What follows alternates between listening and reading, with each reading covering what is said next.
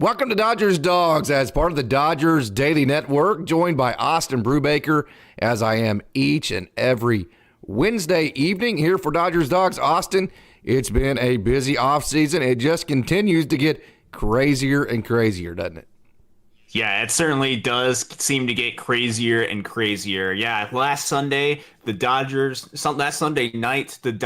signed Teoscar Hernandez. I'm sure a lot of people that will be joining us live tonight here on Dodgers Daily were there for the live stream. I know that you went through and read every single comment that you possibly could, which was, first off, I got to give props to you. I'm just glad I Casey, finally got to the announcement like an hour and a half late. That was great. And I'm sure the audience was just yelling at the screen, just like I was. I was sending you text message after text message, trying to get your attention and letting you know, hey, if you need me on, I can be available on now. I'm home. If you need me, Dodgers just signed Teoscar Hernandez, just trying to get your attention. But I think the fans can appreciate the dedication that you have, especially when you're put in a situation where you have to do shows on your own. Get to every single comment. It just happens that when you're doing shows on your own, the Dodgers seem to be making some sort of big signing or big move. So maybe perhaps you should do more of those shows on your own and just get to every single comment. And then maybe in about 2 hours after the news breaks, you'll get to the comment letting you know that the Dodgers made a move. Yep, no doubt about that. That was fun, though. Finally got to the end. And actually, I didn't even realize that it was like 45 minutes before I got to the announcement, until I actually went back and read the chat again. So when I ended the show, I thought that I thought literally when I read it was right when they announced that the signing had happened, and I had no earthly idea. Then I read your message. I was like, that's weird. Then I went back and read the chat, and I was like, oh, damn, man. I was like 45 minutes off of that. So that was funny. I've been laughing about that ever since. Hey, it is what it is. I was trying my hardest and trying to get to everybody's comments and do it all at the same. But, hey, good thing tonight I got you. What a wonderful hot take you had today, Austin. Yeah, it was a really fun hot take. If you guys haven't had a chance to watch the hot take, basically the premise of the hot take is about Jesus Luzardo and why I believe that the Dodgers should pursue Jesus Luzardo next. Now, just to give a little bit of a brief summary of everything, as far as on the Dodgers wish list right now, they could use perhaps another starting pitcher to fill innings. You have the young guys, you have the prospects that you could use, but as far as an established big leaguer, whether that's a guy just to fill innings or whether that is a guy as an insurance policy in case something goes wrong with Walker Buehler, in case something goes wrong with Glasnow, Yamamoto, there's a lot of question marks. The Dodgers could use perhaps a lefty starter that could help fill in some of those question marks just as insurance. They could also use help in the bullpen. That seems to be gaining the most traction right now as the Dodgers need to pursue arms in the bullpen, particularly for a lot of Dodgers fans on the left side, left-handed pitching out of the bullpen. Dodgers fans have a lot of Dodgers fans don't have a ton of trust in Ferguson and Vesia to get dominant left-handed hitters out in the playoff situation. So you want to look for potential options for that. And then another thing that I know is really important to both Casey and I is these prospects that are getting 25, 26 years old that are really close to the big league level. The situation where the Dodgers are at right now, I don't know if there is a good spot to be able to fill them in onto the major league roster. So you're going to have to decide what to do with them. You're going to have to decide how to fill up a roster spot coming up for the major league team with the Teoscar Hernandez signing. So you're going to have to answer these questions right here. You could look at it in-house. You could say, let's keep all the prospects. But that's keeping Michael Busch in Oklahoma City. That's keeping a lot of these young pitchers in Oklahoma City where they're losing their value. So pitcher, you have him for 3 years of control. And then also the Marlins also have 3 really good left-handed pitchers. You're talking about Tanner Scott. You're talking about Andrew Nardi. You're talking about A.J. Puck that you could pair with Jesus Luzardo, get a left-handed reliever that has pitched in high-leverage situations that can get tough left-handed pitchers out to where you don't have to spend a ton of money on a Josh Hader or use all of these prospects to go get an Emmanuel Clase when You talk about relievers, you can find them for cheap. You can develop them. Relievers aren't the piece where you want to push all of your prospect money in. Starting pitching is expensive. So if you want to use your prospects wisely, get a good investment, fill a couple of holes, I think that is the best avenue to do it. So in short take, that is the hot take that I laid out. I didn't go into the stats. In the hot take, I dive in a little bit more into the stats. But I'd be curious if you watched it or if you just heard this, kind of what are some of your thoughts with that? I want to go through every single angle, and I want there to be different opinions on this. I want you to disagree, and I want to be able to present some sort of counterpoint to that, because if the Dodgers decide to do this would be a huge move. That would be a massive package in order to get this. Let's talk through every single part of the detail, why it makes sense, why it might not make sense, what sort of other avenues the Dodgers can explore. But this is a show for you guys. We want to get to the comments. Casey has proven in the past that he is very dedicated to the comment section. So we are going to be getting into the Leave comments me alone, as Austin. well. So that's just one more jab at you. So it's going to be a really good show, but this is also your show. We want to make sure that you guys are participating in this as well. Okay, Jay, good evening. Thank you so much for joining the chat. Hopefully we get a good lobby going tonight already. Lots of people waiting. Looking forward to the show. We are looking forward to answering or reading the chat and going over all these different scenarios. Also, a new signing today for the Dodgers, Eliezer Hernandez. We will get into him here in just a minute. So, Denard 2010. Hey, Casey, greetings from the great state of Texas. Everything's bigger in Texas, right? Been to Texas many, many different times. I love the great state of Texas. So, good evening to you, Denard, as well. William Andrews, let's go Dodgers. Oscar Vargas, who is going to Dodgers Fest? If there's anybody out there going to Dodgers Fest, I will not be. I am located in Oklahoma. Austin, I don't think you will be. You are located in Michigan. So if there's anybody going to Dodgers Fest, leave a chat and let us know. Danielle, hi everyone. Good evening, Danielle. Thank you so much for joining. Hepatitis, see you later. Let's speak Jesus Luzardo into existence. I think one of the most attractive parts of that to me would also be the left-handed relief pitching that Miami has. A.J. Puck, Andrew Nardi, and or Tanner Scott. You hit on it. Tanner Scott is the one that will have the contract due at the end of the year, so he would make the most sense because he would create the most amount of flexibility. Now, the one argument that I have heard the most about Jesus Luzardo is that because he has 3 years of team control, the Dodgers would be losing flexibility. They would actually be adding flexibility, because if you go into next year and let's say you sign Clayton Kershaw to a 2-year contract, right? You go into next year and Dustin May's fine. You don't trade Tony Gonsolin, and then Shohei Ohtani comes back, and you have like 9 really good starters, and you don't have spots for everyone.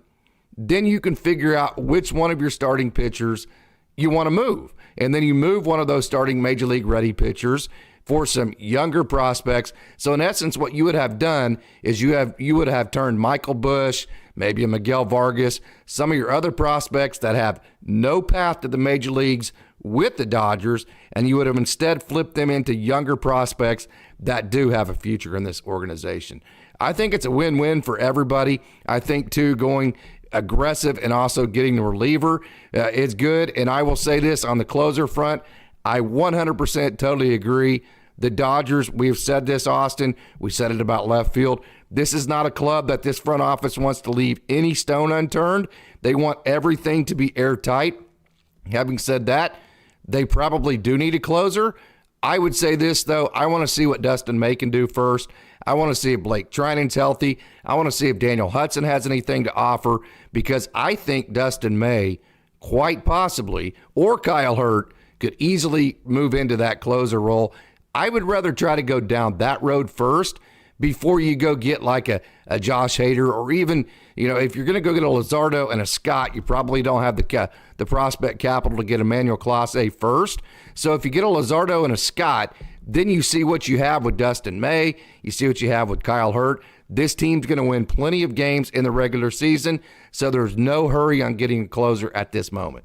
My opinion. Yeah, I think there's a couple of really important points that you made right there, and the important point as far as Jesus Luzardo goes is that it adds roster flexibility to your team. One of the most expensive things on the market, and we've seen this with even pitchers that have struggled, is starting pitching. That is some of the most coveted, highly valued commodity that you can possibly get on this market because the pitchers deal with a lot of injuries. It is said that you could never have enough pitching, especially starting pitching. And so you talk about the Dodgers. Let's say that Jesus Luzardo fills a role this year, but there's not a role for him next year. Let's say Ohtani comes back. Let's say they sign Sasaki. Then you have Yamamoto, Glasnow. You have Bobby Miller. Let's say that Emmett Sheehan steps up into the mix. You're going to have a full rotation. That is a very good problem for the Dodgers to have because then they can pick and choose as far as the options of what they want. They could move one of those guys to a piggyback. You're presented with so many options, or you can trade one of those guys to go get another piece that you need or more depth for the farm system to continue to chug at this machine. Going to your point as far as the closer is concerned, that is something that the Dodgers don't currently have a lights out closer, but there are guys that could potentially fill that role. And I think the best use of prospect capital is not to throw it all in a reliever that is volatile, that we've seen a lot of relievers go up and down throughout their careers. I think it is best served putting those chips into something that's a much safer investment, into a place where you know that you might need some help in that area. I think the bigger concern for the Dodgers is not, do we have a closer? It is, okay, what happens if a couple of these guys get injured? You're going to be relying on a lot of the rookies that come up, which Casey and I believe in these rookies. We think that they're talented, but we know that there's an adjustment period that happens at the big league level. What happens if you don't have all those starters healthy? Jesus Luzardo would be able to fill in that role, fill in as a number 2, 3, be a pitcher who can start in a playoff game. Plus, with the bullpen, I think you do have potential options in-house. They might not be as attractive as an Emmanuel Clase or Josh Hader would be as a closer, but you do have options in-house that you can turn to. I think a guy like a Kyle Hurt could be somebody that could turn into something incredibly special. You're talking about a guy who was one of the highest strikeout rates in all of minor league baseball. Dodgers fans got a little taste for of it multiple years, not just level. last year. Yes. And last year was a huge step up for him too, just with his stuff, with his ability to control the strike zone. I think a guy like him, you could potentially see what you have early in the season. I think you could look to when Dustin May gets healthy, fitting him into situations where he could potentially stay healthy into a bullpen type piece. You have a couple of other good, solid relievers, and even bringing a guy like a Tanner Scott. Tanner Scott saved games for the Miami Marlins. He pitched in high leverage situations. If all of these arms are not enough for the Dodgers, I think that is when you look for help potentially at the trade deadline. I agree. I think you can stick in-house and find a relieving pitcher easier on the trade market, and it is a better use of prospect resources as opposed to trying to find a good starting pitcher on the trade market. The Dodgers were going to shell out a huge prospect return for Eduardo Rodriguez. That did not go through because of Eduardo Rodriguez option in his contract. Would you rather go ahead and, out of desperation, out of need, when you don't have the leverage, make a trade with the team for a starting pitcher and give up more? Or would you rather, using the guys that you have in the system where you're already going to have to make the decision, use those pieces to go get insurance at the starting pitcher and add a left-handed reliever to that as well? Or would you rather use those pieces all in, get a closer, and then hope that Tyler Glasnow, Walker Buehler comes back healthy? All of these dominoes are fit right into that. I think the safest bet and the best bet for the Dodgers would be Jesus Luzardo. That's just my opinion, though. If you disagree, please let me know, and we want to explore all avenues of this. No doubt about that. So what I hear you saying is that the Dodgers have enough prospect capital for one more big move. Do you want that to be a starting pitcher or a reliever and or a closer? And also what I hear you saying is the trade deadline starting pitchers are going to be a hell of a lot more expensive than relievers at that point. It would be easier to go out and get a closer at the trade deadline than it would be to go get a Jesus Luzardo if things just kind of go haywire and you don't have the depth that you expected to have. Is that what I'm hearing you say, Austin? Yeah, and the best. Let's talk about the best case scenario. All of these starting pitchers are healthy. Emmett Sheehan does amazing. That's the best case scenario, and that's the scenario that we're hoping to happen. Mm-hmm. And in which case, you have options as far as what you want to do. Too much of a good thing is what you want to have happened. You want to have a lot of these guys, and then you can use them to address areas of need. You could use one of these guys if you just have too much starting pitching to be able to get a relief pitcher if you need that. Go ahead and get some more help for the bench on this team. There are options that this presents, but it's also a good insurance policy investment to this team. That's the thing that I like most about this. It addresses a potential area of need. Not saying that we don't believe in these guys. We do believe in these guys, and that's why we're pushing for this trade, because these guys are getting older, and we don't envision. We're realistic about where the Dodgers are. The Dodgers are in a situation where they're going all in, and they need to win a World Series within the next couple of years. And they're in a position where they don't seem willing to give a lot of these guys consistent playing time in order to solve out a lot of their issues. There just isn't a lot of room for that. And so because of that, and because we don't want these guys to peak at the minor league level, go get the guy that's going to help best get you a World Series and give these prospects the thing that they deserve, which is an opportunity to succeed at the big league level. So good evening, Danielle. Good evening, Hep C. Thank you so much for your comments. Wonderful job, Austin, on that hot take and just that whole perspective there, how we incorporate. We have two objectives. We want the prospects to have their best case scenario while simultaneously the Dodgers having their best position as well. It's a two-part equation always for us. It's not always about the prospects because the team has to come first, and it's not just the team to hell with the prospects. It is a two-part equation for us, which makes it very difficult sometimes to kind of analyze and to figure out which way to go with the way that you feel about it. But like you said, hey, man, this team's all in. We want to win a World Series. We want to win 11 in the next 12 years, right? And to do that, we also want every prospect to become a major leaguer, because if you make it through Double-A in the Oklahoma in the Dodgers system, you are a major league player. You just need opportunity with somebody else. Jordan Leisure is going to prove that this coming next year, and you'll see, the Dodgers in their system. If you can make it through Tulsa and make it to Oklahoma City, you are a major leaguer. It's just a matter of getting opportunity at that point. So I say it all the time, Double-A is where if you're just simply not talented enough to make the major leagues, the Double-A is going to be the end of the line for you. Okay, you're going to fall off at the Double-A level. If you're talented enough but not skilled enough, like you have the 100-mile-an-hour fastball, but you can't command the zone well enough, or you have the big breaking metrical off-speed pitches, but you can't pitch backwards with them. So if you're not skilled enough, AAA is where you get tripped up. So it's the guys that are talented enough and skilled enough to make the major leagues. And I can tell you, by the time that you make AAA baseball with the Dodgers system, you are both talented and skilled enough to play for somebody in the major leagues.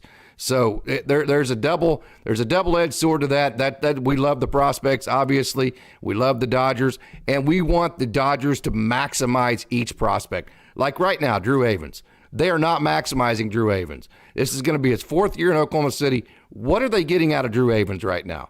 Absolutely nothing. They're getting no value out of a guy that could possibly at least give you some kind of value somewhere, right? So whenever you take these prospects and you don't give them a major league path and then you don't move them, you're getting no value out of them. Whereas you would get quite a bit of value out of a guy if you went and got a Jesus Luzardo, something like that. So I won't get off on a big tangent on that because we have a great crowd tonight and we want to get to all the comments. And I don't want to be like an hour and 11 minutes late. So in case like they go sign they go sign this, they go sign Emmanuel Class A tonight. I don't want to be an hour and 11 minutes behind that. I want to be right on top of that, so people aren't screaming at me and telling me wake up and stuff like that, because I needed to wake up. By the way, I was pretty dang locked in the other night. So there you were. Okay. So let's speak Jesus Luzardo into existence, as hepatitis see you later. He is on the Luzardo train, no doubt. Denard, thank you so much for joining. LA Dodgers signed pitcher Eliezer Hernandez today. Any info on him? Yes, he's a guy who has major league experience, a talented young man who had shoulder problems. He's had pec problems. He's had injury problems, 60-day ILs, 15-day ILs. This is a typical Dodger move. Go get a really toolsy guy that just simply hasn't been able to have any consistency in their career because they've been derailed by injury. You throw them on a minor league contract, you throw it in the oven, and you see if it bakes. And every once in a while, the Dodgers hit on one of these guys, and if they hit on this guy, then great. This guy will get plenty of time with AAA Oklahoma City. I can guarantee you that. Yeah, and I think these are types of moves that organizations make in order to build depth in their system. Well, I think we're losing Austin right there. Hopefully his internet comes back here in a second, but I will continue on with your comments. Austin, you have froze up, so we will continue on with that. Okay, Craig. Craig is on the Luzardo for prospects train. Yeah, no doubt about it. And go get what you need. Hey, you've gone this far. You've signed two guys for $1 billion in Shohei Ohtani, Yoshinobu Yamamoto. You got Tyler Glass now. You got all these guys. You got your left fielder in Teoscar Hernandez. Why stop now? If you feel like you still have a couple of holes left, Austin, if you don't mind, disconnect and try to reconnect back, and we will get you on the JOB here in a minute. Let me actually go ahead and, there he is off right now. So I'm going to go ahead and I'm going to move it to my screen, and then when Austin comes back, we will actually get back on the JOB. So right is me, and I'm going to transition. Well, there's Austin right there. So let me get back to Austin right there.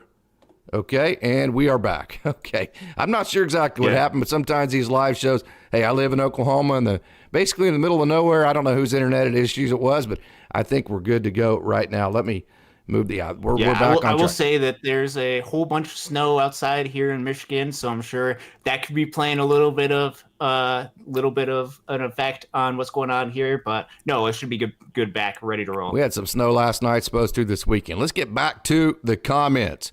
Okay, the Dezine, I believe that's the Dezine right there, 209 Luzardo and a lefty reliever, makes so much sense. And lo and behold, the Marlins have everything the Dodgers need, man. I mean, like the Marlins are a one-stop shopping spree for the Dodgers, if you ask me. They don't have the closer necessarily, but I do think Tanner Scott could be, he could get the last 3 outs easily.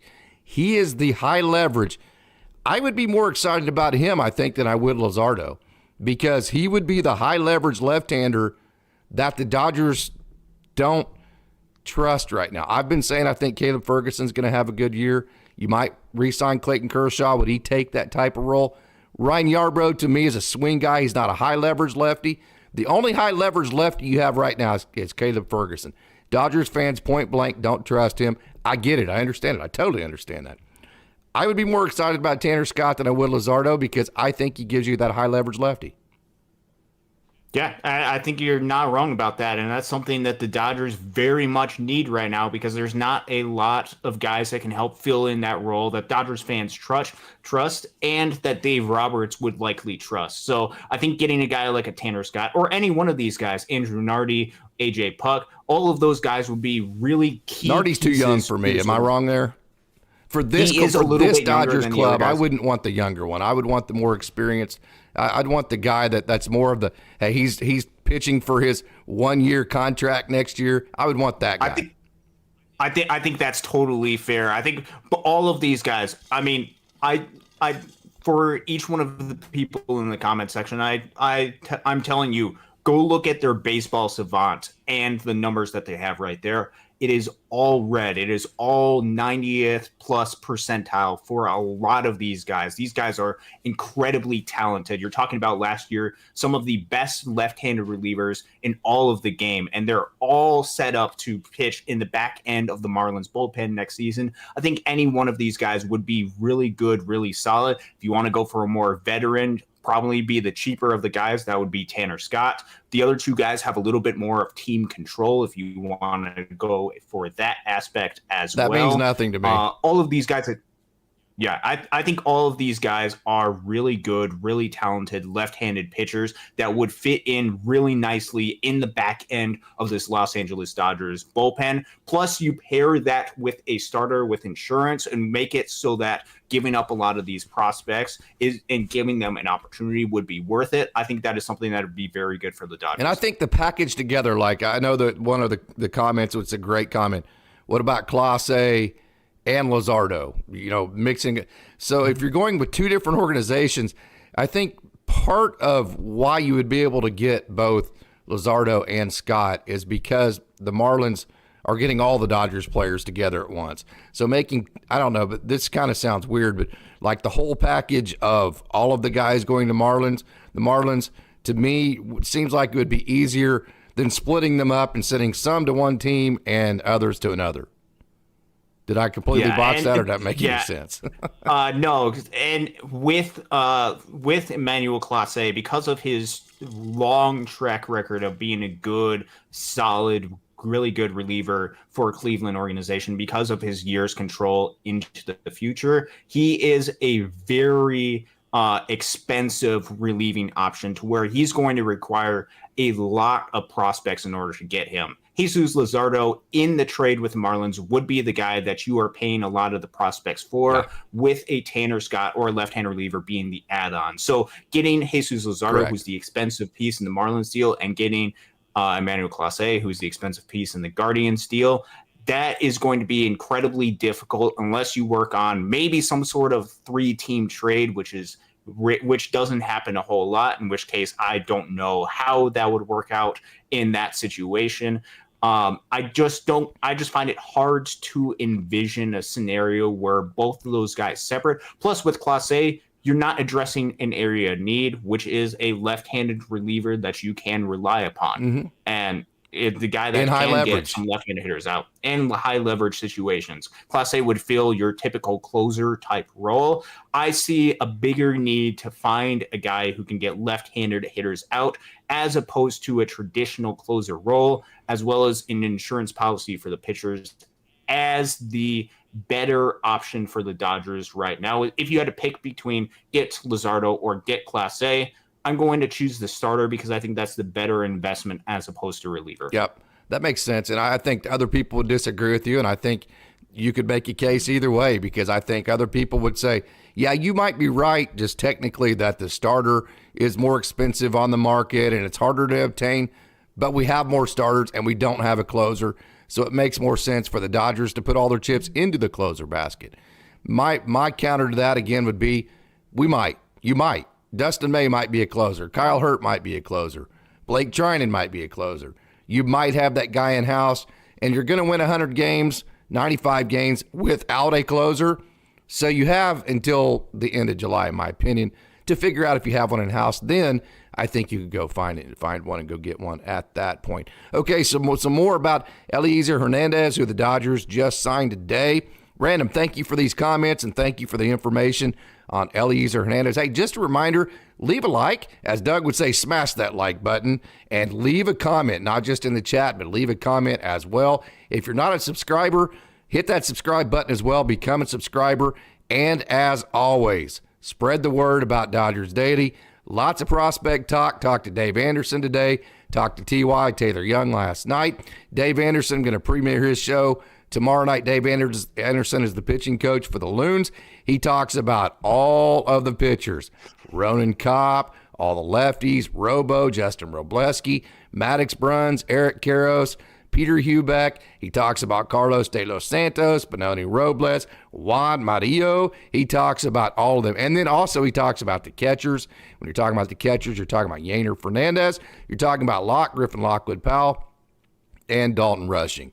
That's going to be a wonderful show. So I think what I'm going to do is I'm going to have his conversation and then also Dylan Ashaka's conversation, who talks about all of the Rancho Cucamonga Quakes. I'm going to have them back-to-back tomorrow night. It's going to take about 45 minutes to an hour, and we're going to have a hell of a good time talking about Dodgers prospects. So that's going to be tomorrow night, so that's super exciting. Yeah, that's super exciting. And for those of you who maybe aren't familiar with Dave Anderson, you need to watch this interview tomorrow. He is a phenomenal pitching coach. He's a rising pitching coach within this organization who's been around so much talent. And yeah, no, he's just a phenomenal guy who has a phenomenal baseball mind as well. Must-see interview coming up tomorrow. Super grateful that he took the time to be able to join Dodgers Daily. See, this is great. You say trade the prospects for the starting pitcher. Just like I said, there's going to be other people that disagree with you. TN right here. Trade the prospects for Class A. I can't disagree with that. I mean, I can't disagree for the simple perspective of the Dodgers right now on paper don't have that closer. You have all of this money tied up. You have all these expectations. Are you really going to go into this season having such a huge role be such a question mark? That's a great point to make.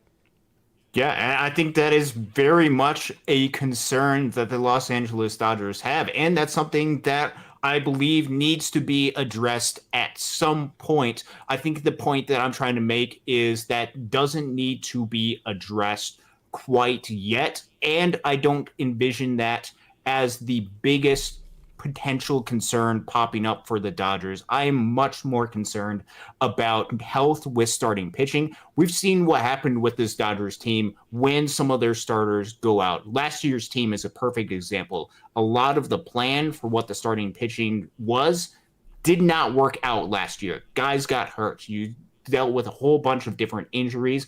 I don't want that to happen again. So I would much rather shore up that, in which case that is a very expensive commodity, especially to get a good, reliable left-handed starting pitcher.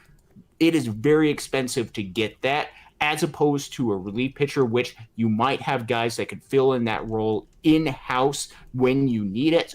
Plus, if it doesn't work out with the guys in-house, I think with a lot of the guys that are going to be coming up, with a lot of the development that they're going to get, you're going to add additional pieces that you could potentially use in a trade for a closer. Or even with all of this, let's say that you go for the Jesus Luzardo, and let's say that you go for the Tanner Scott trade.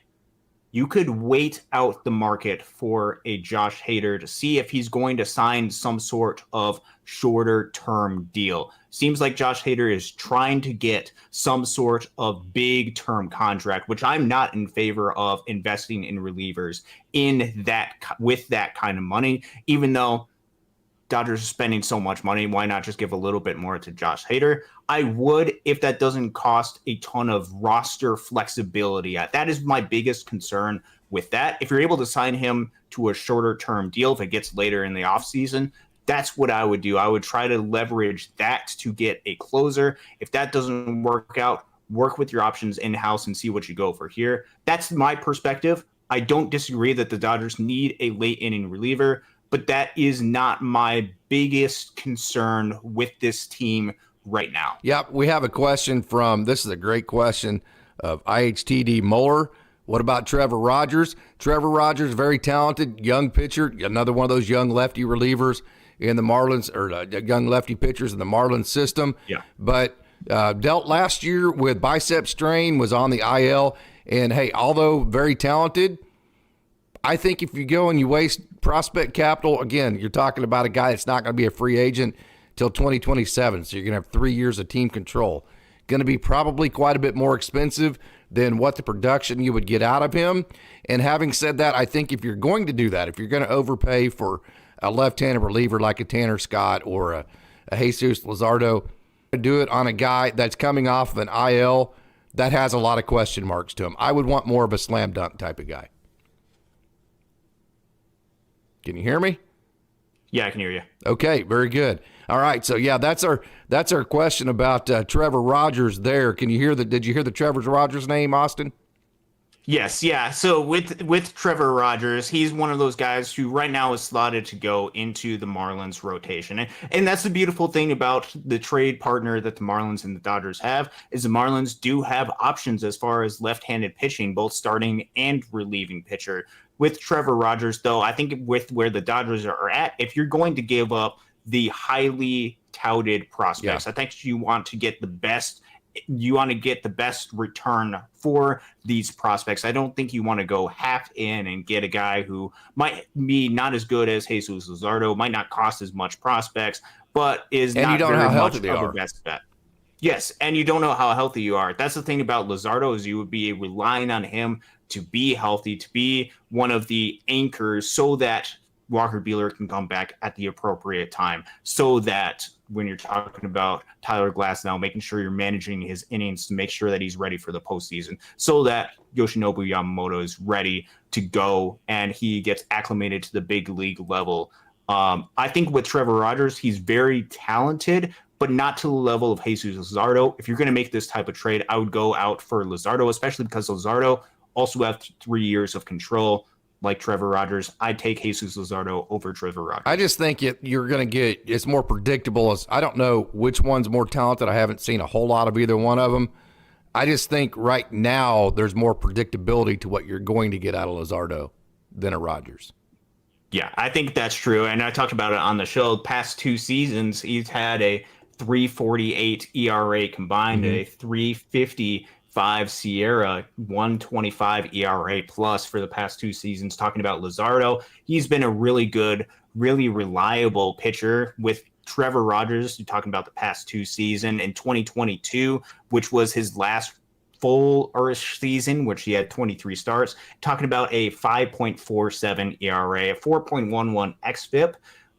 In 4 appearances last year, he had a 4 ERA. So I look at Luzardo as the better bet. If you're going to go all in with these prospects, go ahead and go all in and get the best pitcher available. Here's a great question from John. Hey, John, thank you so much for joining. Wonderful that you were able to join Dodgers Dogs tonight.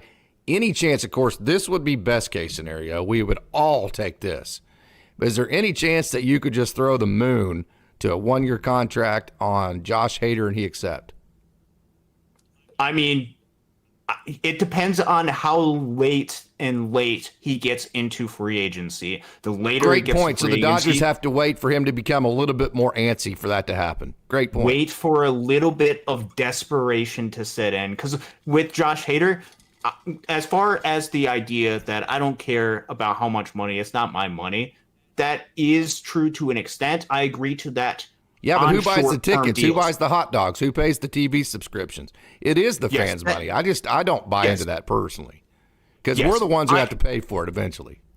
Yes, and I also am very cautious as far as roster flexibility on this team. I want to make sure that the team is able to make adjustments in the future. So with Josh Hader, I think that would be the best case scenario. He would fill a hole. He'd be a super high leverage closer, left-handed reliever that could get anybody out with a 1-year deal. That's what I would consider, or a short, maybe 2-year deal, something like that. But as far as like a 5-year, $100+ million deal, that is when I become a lot less invested in that, because that's going to prevent you from making moves in the future to address area of needs as they pop up. Yep. Let me get back to the top of this. This is what it did to me last time. This is where I got behind. Okay, so let's. We've already talked Trevor Rogers. We've already had some wonderful comments. Yeah, hepatitis C you later. This is called prospect fatigue. There's a little bit of that going on with Andy Pajes. He says he's tired of seeing Michael Busch and Gavin Stone in the Dodgers top 30. Me too, because that means they're still a prospect. I wish they were a major leaguer. Of course, Gavin Stone, he didn't take advantage of his opportunities, made a whole lot of adjustments last year. Michael Busch, I still don't think has been given the proper opportunity. 60 at-bats over 6 months just isn't the – so I agree with that sentiment totally, because that would mean that they're no longer a prospect and instead a major leaguer. Yeah, and I think the question is, where do they fit on this Dodgers team? Good question. You hear the Dodgers brass come out and say Michael Busch isn't a AAA player. He's a major league. And then every move they make, I'm not griping about it. I mean, hell, I wanted JD Martinez. I wanted Shohei Ohtani. I like Max Muncy. I like Teoscar Hernandez. I mean, I like all these guys. I'm not, but still, having said that, the facts are they say one thing, that Michael Busch needs to be a major league player. Then they do another by going out and getting guys in all the positions that he could possibly play. So it's an interesting deal. There's no room right now in order to add either Miguel Vargas or Michael Busch onto this major league roster. The only argument that you could make is these guys, well, what if an injury pops up like it did last year? Mm-hmm. These guys are better than that. These guys deserve to have big league opportunities. These guys are not depth pieces. You can get depth pieces. You can sign guys to minor league deals and call them up when you need it. You have guys in the system. These guys deserve big league opportunity. The longer and longer they're in Oklahoma City, the less their value becomes. Mm-hmm. So if you want to take advantage of these value, you got to either play them, which they don't have any position. They're not in a position to play these guys, or you have to trade them and get the value that you can. That's the pickle where they're at. There has to be a trade. I mean, there has to be. They can't hold on to Vargas and Busch and Stone and all these guys. I just can't see that happening. But I'm with you there, Hep, no doubt about that. As we have a wonderful, wonderful conversation going on tonight. We've already had some just great comments, as we always do here at Dodgers Daily. I say it every time, Austin. Dodgers Daily, not the biggest crowd, but it is the best baseball talk. It is the best. It is the best, most level-headed. Hey, we have disagreements. People have their own ideas. It's not just all, I mean, we're pretty positive when we talk about, because baseball is a very difficult game. I was trained from the time I was 0. Baseball is going to provide you enough negativity how it is. If you provide your own negativity, you are not going to make it. I hear that over and over and over in the Dodgers dugout. I hear it come out of Henny's mouth over and over. I hear it come out of the player's mouth over and over. So, yes, we are pretty positive here, but I think also, too, we're very opinionated and we give our opinions on good and bad as we see things as well. So I love the fact that we all have a great conversation going on here. We all have our own opinions, and we're all just Dodgers baseball fans and having a hell of a good time talking Dodgers baseball. And again, don't forget to hit that like button, leave a comment, and tell all your friends about Dodgers Daily. And if you haven't subscribed yet, please do so. Michael Carrillo says that Clayton Kershaw is not coming back and May isn't a starter anymore and Gonsolin needs to be traded. I agree with every sentiment there, other than I've asked everybody I know that is connected to the organization, and everybody I know not in the organization but around it and connected to it, they all think Kershaw is coming back. In fact, they would double down on the fact that not only is he coming back, that likely it's more than a one-year deal. So I totally agree that's why I'm saying I don't think we need a closer right now. I think Dustin May could be that guy. That 100-mile-an-hour two-seam is just absolutely nasty. What better role for Dustin May than to come in the ninth to get the last 3 outs, right? And I totally agree that Tony Gonsolin could be the guy that's on the block whenever he comes back next year. I don't have a feel for Kershaw. I know I put that out, and people damn near got mad at me for even asking the question, should Kershaw coming back? And they're like, hell yeah, he's a legacy guy. He's got to. But honestly, I don't have a feel there, to be honest.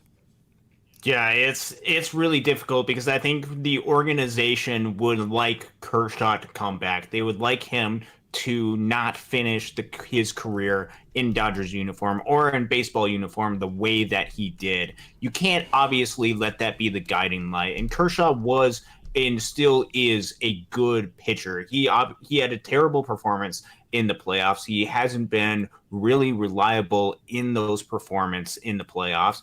And I think with that, I honestly don't know what their plan is with Kershaw. There's a lot of question marks with guys in the starting rotation, but there's also a lot of positive movement. There is a lot of depth that the Dodgers are building, especially if you look to trade for Luzardo, especially if you're looking to, if he becomes available next offseason, sign Roki Sasaki. I think the more options that you have, the better situation you're going to be, especially in starting pitching. Because you're in the leverage spot. If you don't have to make a move, you have the leverage.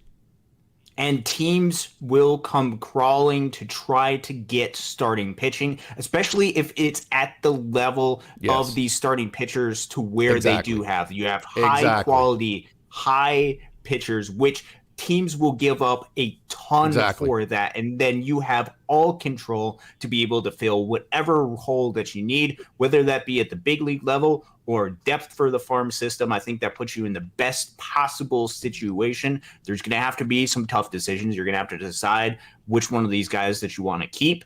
But I think that's a better situation than trying to look on free agency and trying to see which guy that you want to add. See, I love our lobby, man. I love the comments on this. We have awesome people here.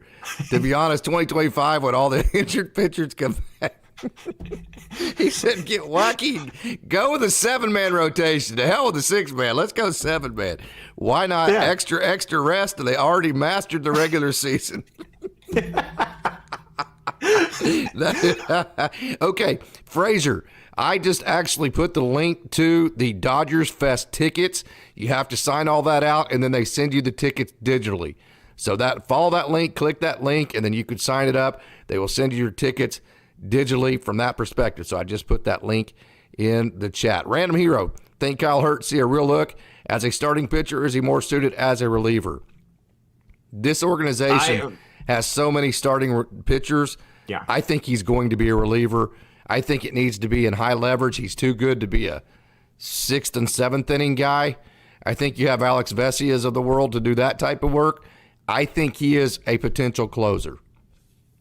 Yes. Yeah. I think he has the stuff to be an electric late inning reliever. And I think that's why the Dodgers don't have to get a closer right now, because you have a guy like a Kyle Hurt who is incredibly dominant. And I think with the role and position where the Dodgers are at right now, I think the best way to get Kyle Hurt into the big leagues is through the bullpen. I know that he's going to want whatever avenue he can take to get into the big leagues, and I think that can really help with the Dodgers and possibly be a closing option. So the Dodgers need to give Kyle Hurt a chance because this kid is special. No doubt. Okay, hey, Sean, thank you so much for joining. Sean, I always love it when Sean comments.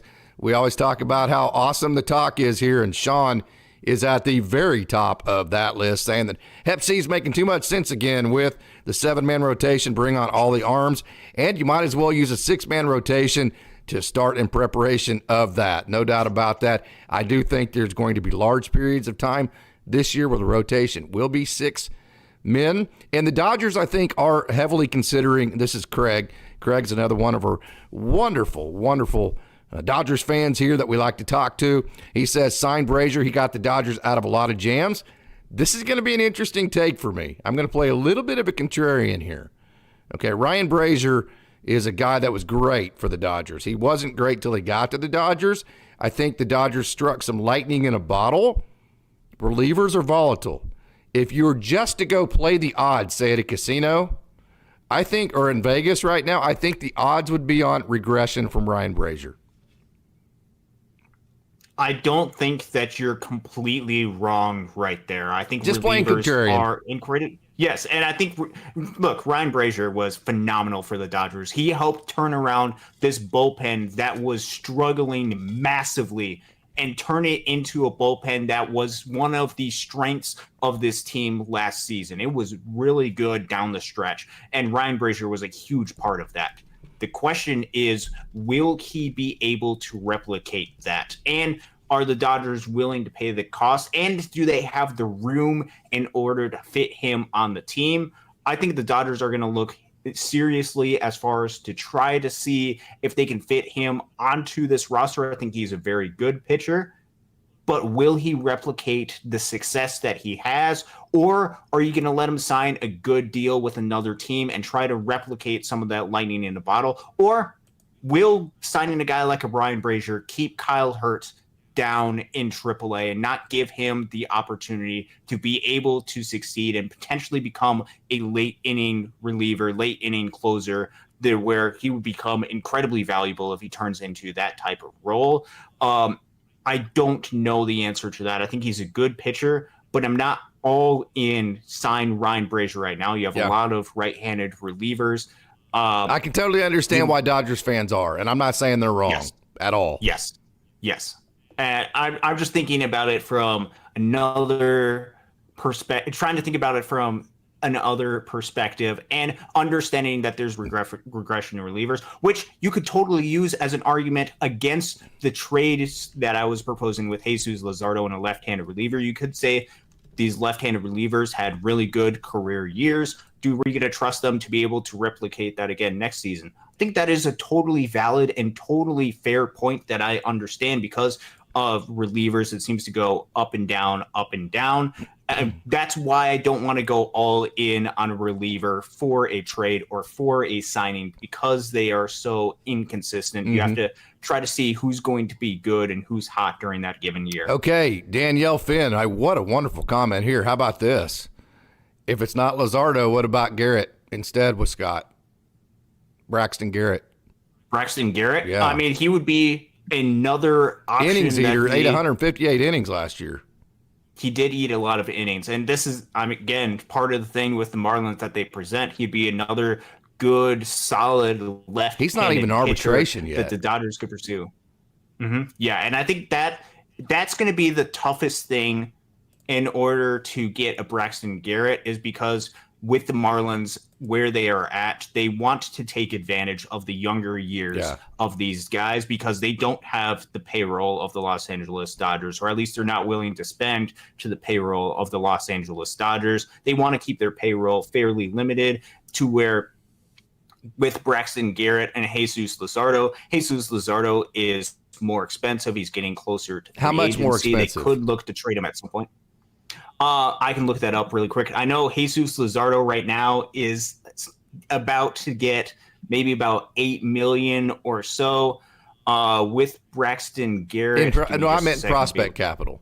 How much more expensive would it be for the Dodgers in terms of who they'd have to give up? As far as prospect capital, I would say it's probably fairly similar as far as prospect capital. So. That's a great idea then, man. You're talking about a really controllable young 26-year-old left-hander that eats innings. You're not wrong about that. And I'd have to do a little bit more of a deep dive. Braxton Garrett, just looking at the numbers right now. He is very good. He's very talented. He doesn't have the name of Jesus Luzardo. But, I do a little bit more deep diving. But, good looking at the onset of it, that would be a good option. Danielle always comes up with those great ideas like that, and it's never one that I've even thought about. There's so many players out there that you can't cover all of them and deep dive into all of them. You just kind of got to go one at a time. But that is a great idea, and it's one of those deals you deep dive into it, you start looking at the underlying metrics, and then it either starts making more sense to you or less sense to you. So that's going to be interesting to see. I'd be interesting to see what you think about that, Austin, when you look into that a little bit more. Okay, Sean, again, says, everyone make sure to like the video, leave a comment. Thank you very much, Sean. I totally agree with that. Okay, Denard 2010 says, Dodgers should try to re-sign Ryan Brazier. He would be way cheaper than Josh Hader. Yes, of course, he's not a closer, so from that perspective, he would be cheaper. And yes, that's that argument again. I'm going to assume that almost all Dodgers fans are going to want Ryan Brazier back. I think a large portion would be very excited to get a Ryan Brazier back. He would be another guy who was so reliable for the Dodgers last year. Question is, can he replicate that in this upcoming season?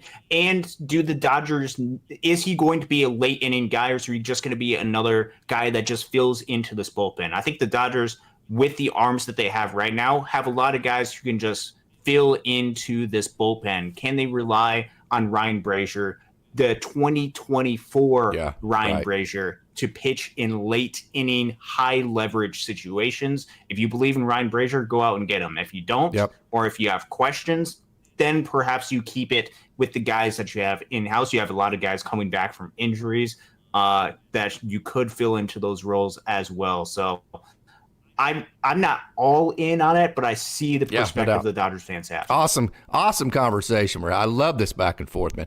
Harley Anderson, here's a great point. We've said this many times. Hey, either go get the elite guy or use your prospects. That's what he's saying.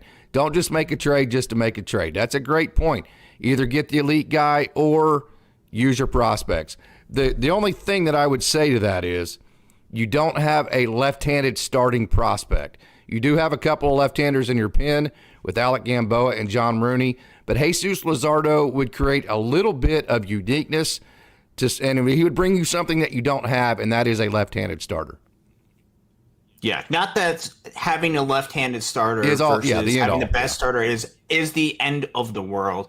But I think that would provide you with a little bit of something different. And I also don't know, with where the Dodgers are at right now, how much they're wanting to rely, or if the Dodgers are going to provide these prospects with a long enough run time to be able to establish themselves at the big league level. That's where I'm concerned. I don't want it to be something where they bring them up for maybe a start or two, then send them back up and down, up and down. That brings a lot of wear and tear on these guys. That's not great for the development that they can have. And so that brings me a lot of concern. Obviously, I want these guys to be able to get opportunities at the big league level. If it's with the Los Angeles Dodgers, more the better if they're going to commit to giving these guys opportunities. With where the Dodgers are at, though, right now, I think realistically, they aren't going or willing to do that right now. I think they are much more willing and wanting to commit to a team that can win the World Series next year. No doubt. Hepatitis C later. I don't like any Class A Bieber trade. Every proposal is like 4 top prospects for essentially a reliever only, because Bieber is a shell of himself, and he's not as talented as Nick Frasso, probably not more talented than Landon Knack, not more talented than River Ryan, probably not more talented than Gavin Stone, definitely not more talented than Emmett Sheehan. I'm totally on that bandwagon. And that goes back to what Harley's saying. Hey, don't just go get a Shane Bieber just to say you got a Shane Bieber. Who's to say that he's actually better than Emmett Sheehan, Kyle Hurt, River Ryan, Nick Frasso, if you actually gave those guys the same opportunity, as you were saying, Austin, as you would give a Shane Bieber. So I totally agree with you there, Hep C. Craig C says exactly, Denard, on bringing Ryan Brazier back. No doubt about it. I can't disagree with that at all. Doom. Mike says, and he's our moderator. Thank you, Mike, for joining, and thank you so much for all the work you do with Dodgers Daily.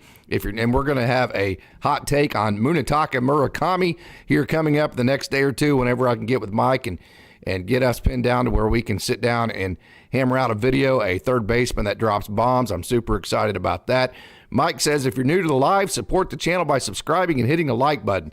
Totally agree with that. Yang Yi. Yang always has wonderful comments. Trade for elite starting pitching and sign Hader. The elite starting pitching at that point, you're probably looking at, I don't know, a Blake Snell or a Dylan Cease.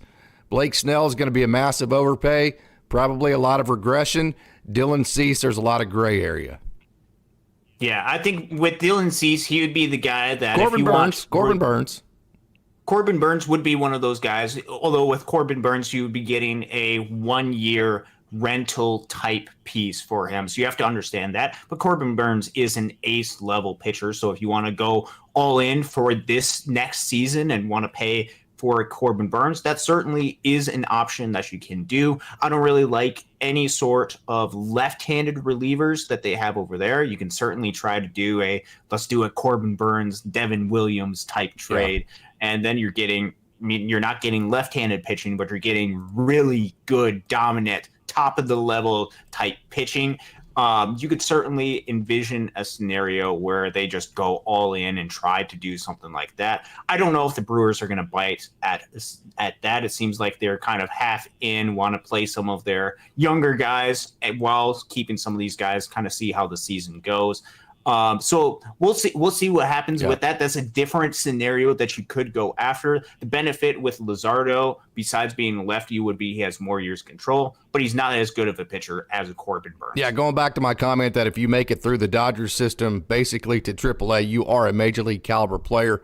The counter to that for Michael is Sheldon Noisy and Steven Souza Jr., but they were both brought over from other organizations and went straight to AAA from there. So they didn't grow up in the Dodgers system and get evaluated by the Dodgers and all that kind of thing. So, like, if you get drafted by the Dodgers, you go to the complex, then you go to Rancho, then you go to Great Lakes, and you go to Tulsa, then you go to Oklahoma City. By the time you do that, my opinion, you are definitely a major league player at that point. Yeah, because you're being brought up and coached by the very best coaches in the minor league system, which you're going to hear from one of them tomorrow night, Dave Anderson, live tomorrow night. You'll be hearing the premiere of Dave Anderson talking, so definitely check into that. Okay, Denard says, if Dodgers trade for Corbin Burns and sign Josh Hader, it is game over. There's absolutely no doubt about that. because then you get you get the ace level starter, and then you also get one of the best closers in the game. So yeah, that would just be slam dunk, no doubt about that. Okay, Nando, what's taking so long to trade these prospects already? Yes, the Dodgers are very careful. They love their prospects. They hover over these guys. They hate giving these prospects up, and they are not going to do it unless it's absolutely something that they can guarantee is going to give them as much or more return back. Usually they like to be the ones on the other end. They like giving up the Mitch Whites for the prospects, right? They like giving up the Matt Beatties for the River Ryans. They like to get the Nick Frossos for the Mitch Whites. They like to be the ones on the other end. This is an uncomfortable position for them. They don't like to necessarily trade their prospects that they've grown up in their system. Guys like Nick Frosso that can hit 100 plus. Guys like that. Guys like Diego Cartaya, who is one of the best catching prospects. They don't like giving those guys up for guys that maybe will produce at a major league level. Or the last time I can remember them really doing that was Joey Gallo for Clayton Beeter, and that wasn't like when I'm talking about like one of their bigger prospects. That didn't work out real well. Clayton Beeter, I think, is going to make his major league debut. I may be missing one there too, but I think Clayton Beeter is going to make his major league debut with the Yankees this year. So yeah, that's a great point, Nando. I do think that it's going to be trade versus DFA. If it is a DFA, I think we're all in agreement. The likely candidate would be Yency Almonte, not because he's not good, not because of any of that, just because he doesn't have any minor league options. And if Gus Varland, Ricky Vanasco, they're going to be able to start them in Oklahoma City, move those guys back and forth if they need. So that gives them flexibility that Yency Almonte does not. Mr. Classic, I was thinking more Corbin Burns and Devin Williams. Yes, that would be great. The Dezine 209. My order for starter trade would be Burns, Luzardo, Cease. That's a pretty darn good one right there. And I think a lot of people might flip Cease and Luzardo, but I like Luzardo because he's left-handed and he's young and he would eat some innings for you. Jay, one of our wonderful baseball people here at Dodgers Daily. Miami and Los Angeles are good trade partners. Both teams surpluses, yes. Miami needs offense. They need a catcher. The Dodgers need left-handed pitching. So they are a perfect match. That's a lot of it, too. It's not just the value you have in a player. It's how valuable are they to you because you actually have spots for them. So if you don't have a spot for a position for a player to play and he's 26 years old, that player for you is giving you no value. That makes you a good trade partner for somebody who needs that guy. So I totally agree. Miami and the Dodgers totally match up as far as being trade partners. And I think that's a really important point because you also in these trades have to think about it from the other side as well. Miami's not just going to agree to any trade that the Dodgers present, even though they might throw out a whole bunch of names that might make sense for the Dodgers to give up. It also has to make sense for the Marlins to be able to make that trade and accept those players. So I think that's a really good point. They seem to be, at least in recent years, in need of some offense. Michael Busch would look really good in that lineup. Miguel Vargas could get some opportunities over there. They are in need of a top line catching prospect to highlight that system. A Diego Cartaya could fit in. And if you're trading pitching, you could always use more pitching. So the Dodgers certainly have a lot of pitching. I think there's a lot of overlap per needs. Plus, how cool would it be to have a Miami Marlins in their lineup, have Miguel Vargas, have Michael Busch, and Jacob Amaya be starting players for the Miami Marlins? That would be really cool. And I think the Miami Marlins, that presents with a lot of upside and options that they could have. Don't necessarily know everything about the Marlins perspective, but from looking at it right now, there seems to be a good fit with the two teams. All right, a lot of comments to get to. We are going to get right down these. We have a wonderful chat going. Daryl says, how many prospects should they trade? I think they need to trade one of Michael Busch and or Miguel Vargas. They need to trade at least one of their pitching prospects and then probably one of their catchers and then one of their higher-ranked lower prospects to get the type of player they need. I think that's 4 in total. I think that's fair. I think on the margins, you might have to throw in a 5th. So I think it's a minimum of 4, possibly 5. Would you agree with that, Austin? Yes, and don't think of it get a better return. And what is the plan for these guys? Is it going to be depth piece, or are you going to play? You're going to play these guys. Yeah, that is a very important question that you are going to have to ask. Even though 5 prospects, that's a lot. There's also a lot of guys coming up in this system. And if you get a controllable starting pitcher, it's not just a 1-year investment. It is also a multi-year investment that you could potentially turn from a lot of older prospects that don't have a room in the system to younger prospects who might have room later. Correct. And so these guys that are older in the system right now, even though they're incredibly talented, we will push for their playing time. We will kick and scream for them to have some sort of playing time. Right now, with the Dodgers of where they are at, they don't have a good home for a lot of these older type prospects. So perhaps it is better in order to get a piece that will help you win now. And then best case scenario, you have too much starting pitching. Get another wave of good prospects that might have an opportunity to play in the future. Okay, so 4, maybe 5, and for those very reasons, great points, Austin.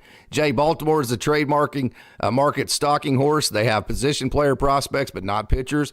Orioles hug their guys too tight, and they end up log jamming. Like, for instance, looking at Miami, like Braxton Garrett, he's been in the major leagues since he was like 21 years old. Where, he's already 26. He's 26, and he's already been in the major leagues for let me look right here. Braxton Garrett.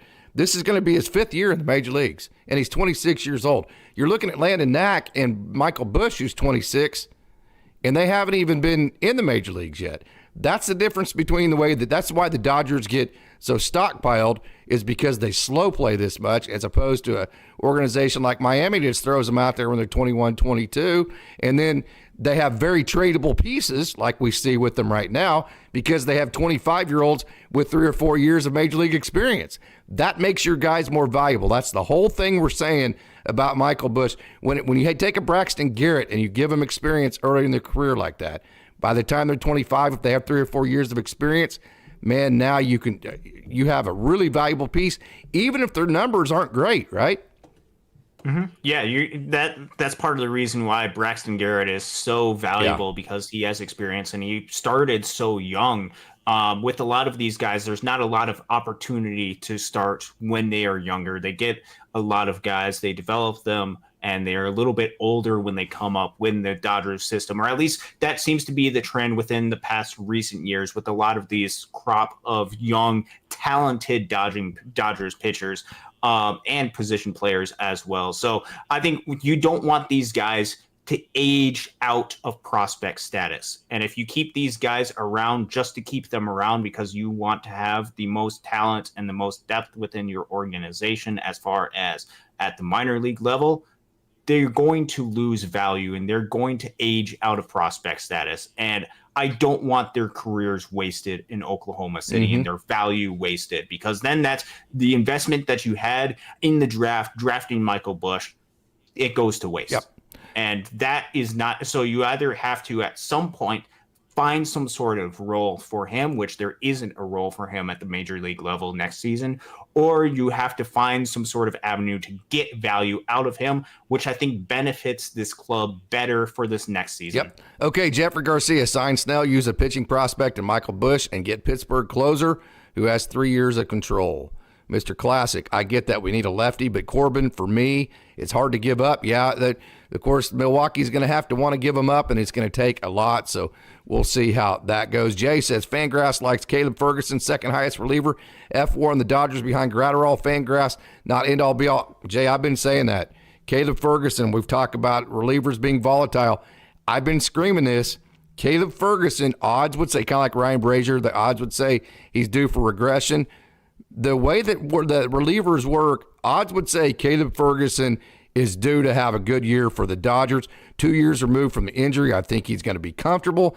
And just odds would say, I think he's going to have a good year. So I think the Dodgers have time to wait and see, too. Jeffrey Garcia, the Pirates have many interesting trade proposals, including the closer, no doubt about it. Mr. Classic, yes, I understand. Corbin is a one-year rental and a Boris client. Larry Partridge, Larry, thank you so much for joining every Sunday, Wednesday, and Friday. Don't forget to hit the like button, leave a comment, and subscribe if you are not. Are they waiting for Snell and Montgomery to sign before they get serious? Hope they get both. The window is yeah. Now, random hero, I like the third team option as well. Austin mentioned that earlier. If we try and make the Luzardo trade happen, kind of looking at the Tigers as an option, using some of the pieces involved in the failed Eduardo Rodriguez trade. You like that, Austin? Yeah, I think I have a little bit of a position because I also follow the Tigers a lot, because being here in Michigan, grew up a Tigers fan, still have part of that fandom in me as well, very much so. With the Tigers, with the situation that they are at, and I'm assuming the piece that you would want from Detroit would be maybe like a Tarek Skubal. Tarek Skubal would be, I think, even better than a Jesus Luzardo. I find it very difficult for the Tigers to be able to give up a Tarek Skubal type piece right now. You could potentially, if you're working on some type of 3-team trade, you could try to see if there's going to be a fit. Perhaps the Tigers need some sort of third baseman that maybe with some of the pieces that the Dodgers give the Marlins, maybe they don't need, like a Jake Berger, and you can send him to Detroit. That's going to get pretty complicated. I find it very difficult for the Dodgers to be able to pry a guy from Detroit like a Tarek Skubal away, which is why I'm turning from him into more of a Jesus Luzardo, because I think that'd be a little bit easier and a better fit with where the Dodgers, with where the Marlins, and with the Tigers are at. Yep. I like where you're thinking, though. Yeah, no doubt about it. Hey, thank you so much for the comments, Paul. Paul says, love your podcast. Awesome. Awesome job. Go Dodgers. Random says both Bush and Vargas would currently be blocked by Berger, Arias, and Bell. Vargas can play first base, second base, third base, left field, probably could play right field, and I think Michael Bush could probably do the same. So I think if the Marlins are sold on the offensive games of those two, I think they would have the type of team that would allow those type of guys to experiment and go out to the outfield or whatever position they need them to play. Yeah, and I don't think the Marlins right now are pressing to play Avisail Garcia at the designated hitter position. So I think with this, you have Berger, you have Arias, you have Josh Bell, you have these three guys that can play first, they can play second, they can play third, and then you throw in like a guy like a Michael Bush, who can fit into that situation. I think you can have a pretty good rotation around between first, second, third, and designated hitter between those guys. And I think the Marlins could really use the upside of the bat that Michael Bush provides. I think he would provide a little bit of pop. I think with Miguel Vargas, he can fit in there with some of those positions, as well as I think he could also transition into left field as well. I think there are avenues to where you could make this type of situation work if you are the Marlins, especially if you need young, controllable, high upside type bats that can add to this lineup. I think there's an avenue where the Marlins could make that work. I think there is some concern, like, is it the perfect fit? Maybe not, but I think Michael Bush is too good to where they'd find a way to get him consistent playing time. Sly Brew, any update on the two of you going to some spring training? Would love to see some of the site interviews and live content. Hey, our moderator Mike is going to be there. I put in for credentials and I got a response back that I'm going to have to wait and see what they have once spring training starts. The Ohtani deal has thrown all of that into chaos. There's so many credentials. The response was, we've had more credentials asked for this year by 1,000 times than we ever have. So I think I will probably end up going to spring training. Not quite sure if I'm going to be credentialed. And that could all rely upon, hey, if we get a donation that's good enough to get us all out to spring training, that would be great. That hasn't happened yet, but we'll see. But yeah, I would love to be at spring training too. Philip Gomez, hello Dodger Nation, great offseason. Hep, see you later. Josh Bell and Berger are not young players and are not on the future of the Marlins. They would not block Vargas and Bush. Vargas is also versatile. That's kind of what I was saying. You also were kind of mentioning that too. Austin, Mr. Seabag, good evening, Casey and Austin from a frosty Minneapolis. Hey, by the way, talked to Gus Varlin a couple days ago, who is from Maplewood, Minnesota. Super excited to release that here in the next couple days. Random hero, I'm with you on Bell. They just have him for next year, but Berger isn't even 2 years older than Bush and has control. So, yeah, there would be questions, some gray area to that. Yang Yi, Dodgers have another 100-win-plus season. Now is the time they have to build a roster to win in the playoffs, not regular season. They still have to go for elite players to win in short series. Yeah, elite players or prospects, one or the other. The middle guy is what we've kind of been talking about not using. In Georgia Talk and Vision, all I can get. Peter Jacob, thank you so much. After 60 years as a Dodger lover. Congratulations, Peter, for being such a wonderful Dodgers fan. That is fantastic. Roy Miranda, let's complete 2 more trades. Jesus Luzardo, Tanner Scott, and then Willie Damas, Devin Williams. True closer. Yeah, I'm not quite sure that you have enough prospect capital for more than one blockbuster trade like that. It would have to be a trade and then also, I think, a free agency move. At this point, Craig Osterberg, did you see Yamamoto's stretching program? Reminds me of LeBron's workout, no doubt. Philip Gomez, if I'm the Royals, I'm trading Witt for Cortaya, Miggy, Bush. Stone helps them rebuild and be more competitive sooner. Yes, no doubt he is a very good player. I've seen Bobby Witt Jr. many times at Tulsa play. He is a fantastic player. Per report, Yasiel Puig just signed with the Rays on a minor league contract. Wow, that'd be cool. Daryl Jackson, I got to see Yasiel Puig in Oklahoma City a couple of times. That was really cool to watch. He didn't sign a whole lot of autographs, which wasn't very impressive, so that's kind of what I remember of him. But, hey, Daryl Jackson, the Dodgers need to keep the prospects that they view for the future. That is exactly right, Daryl. Trade the ones they don't fit in their plans. That is exactly right. Exactly right, Daryl. And that's why I would, in this scenario, not trade an Andy Pages, because I could see a very clear role for him in the 2025 Los Angeles Dodgers roster. I think he fits in because you have guys signed to 1-year deals. The guys penciled into the opening day outfield in 2025, James Outman. All the other guys are signed to short one-year deals. I think that is where, with a guy like an Andy Pages, you fight and you scratch and you keep a guy like him because you could see a role for him in the future. With a lot of these other guys, there is more blockage as far as their opportunities that could be presented to them. Those are the guys that you look to try to move and you try to find the best return and the best match for those guys. I absolutely agree with that. Young Kershaw must retire as a Dodger. Yes, see, there's a lot of Dodgers fans that feel that way. That's another reason why I'm still whining a little bit about losing to Luka and Pepio. Those were actually 2 of your prospects that actually had a path to the major leagues. That's what was the most frustrating part of that whole thing.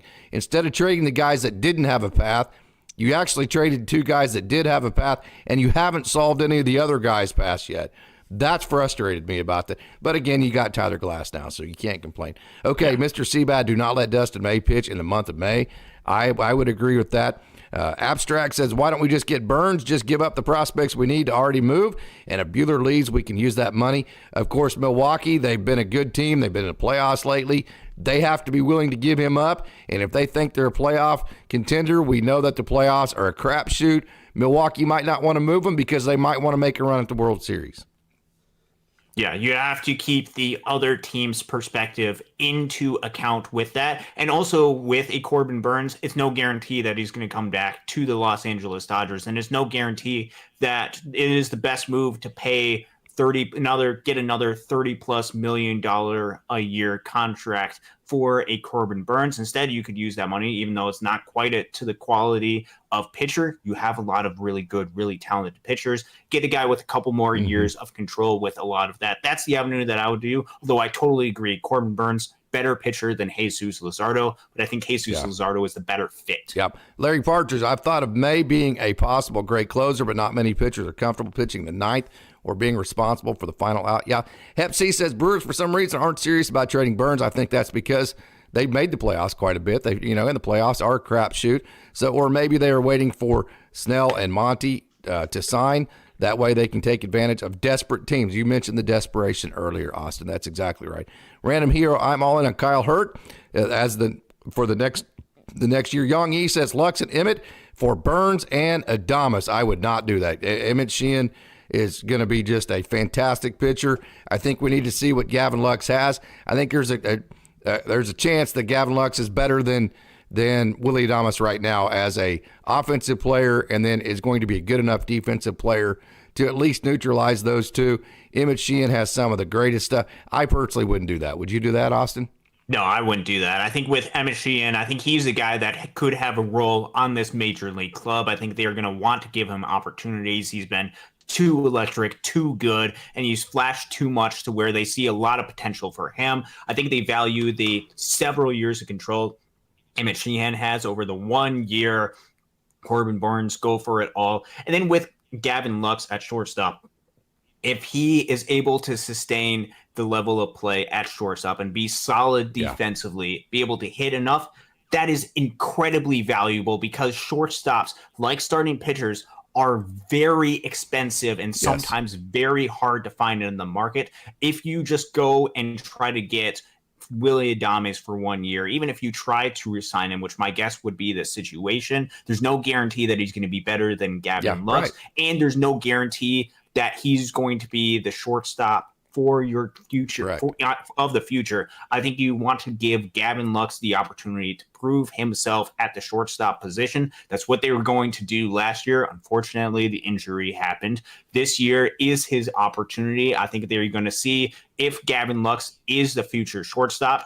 And if he's not this season, they do have Miguel Rojas to back him up. Obviously, not the offensive force, but he does provide good defense. Chris Taylor, off of the bench. Chris Taylor, too. They do have options in emergency situations. I guess Mookie Betts, because they did that last year.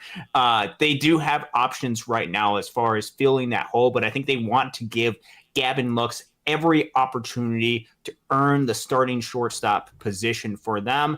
And then if it doesn't work out this year, then that can be something to where you possibly look to address that next offseason. Right now, priority is left. Yeah, Hep C says if the Dodgers didn't re-sign Chris Martin, they sure as hell won't re-sign Brazier unless it's 1 year. I think we're all on that bandwagon as well. Yeah, imagine, and this is possible right here. Okay, you go get Luzardo and Scott in a trade, and then you sign, hey, that's the free agency part of it I'm talking about. Then you sign Hader to a 1 year deal. That's totally possible.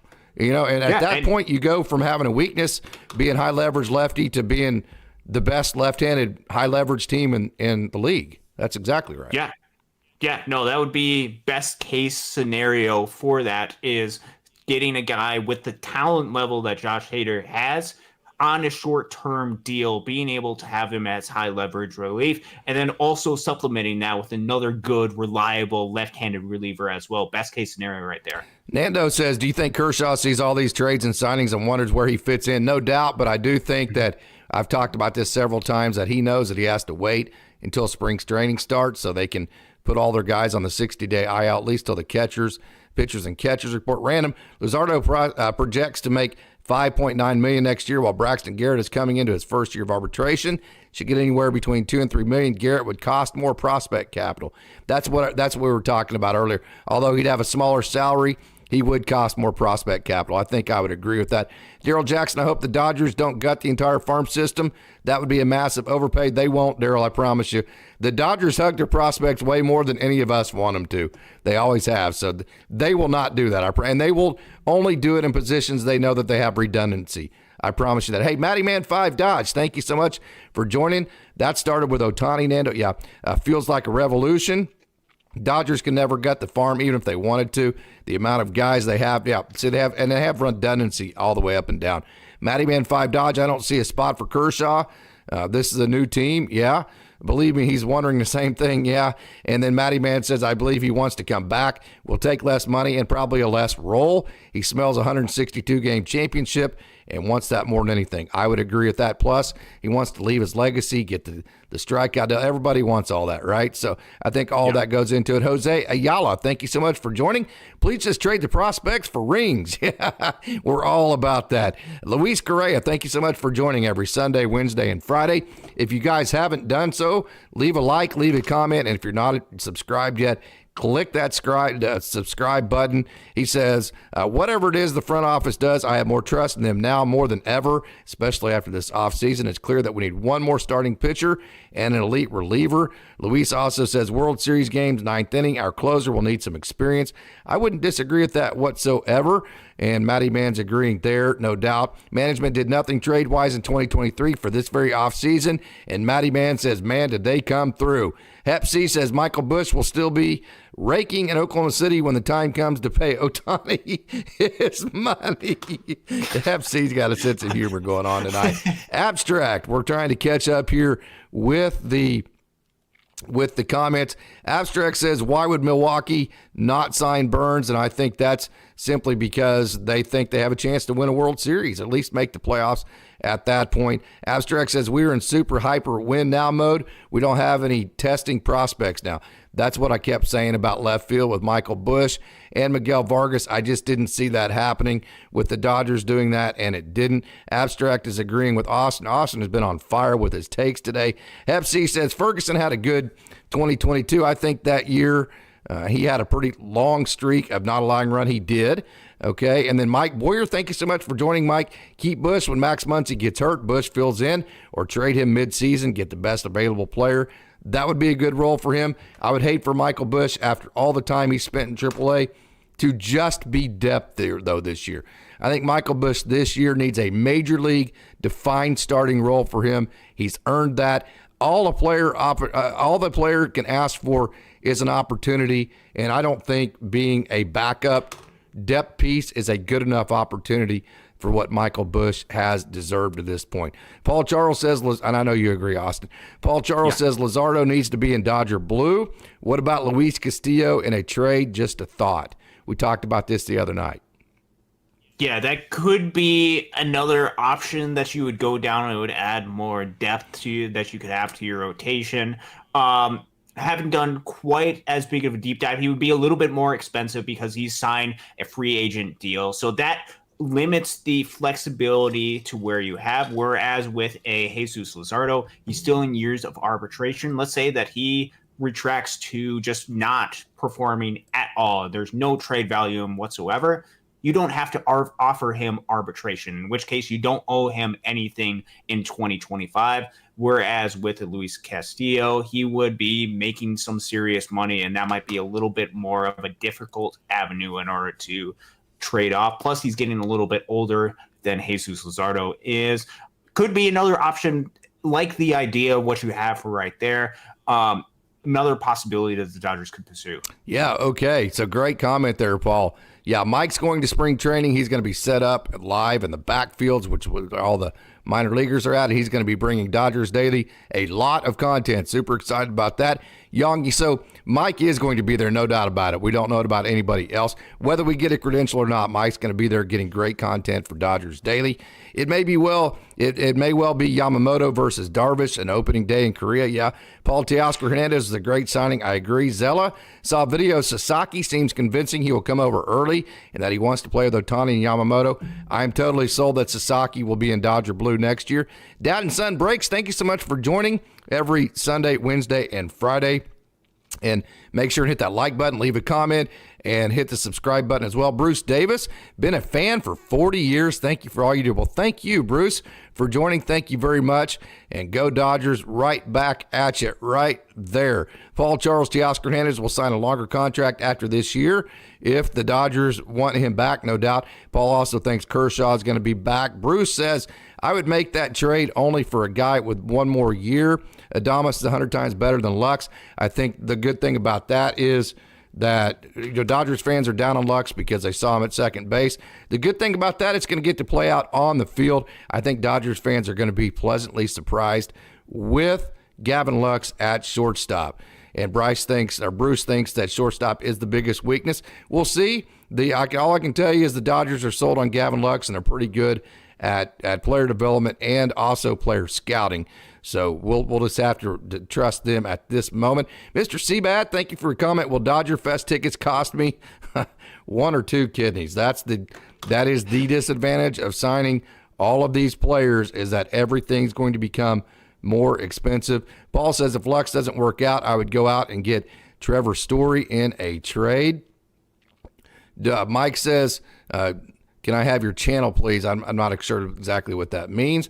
Okay, Daniel says, did you see the Shredder? The Shredder left the Dodgers off their top 10 pitchers right now.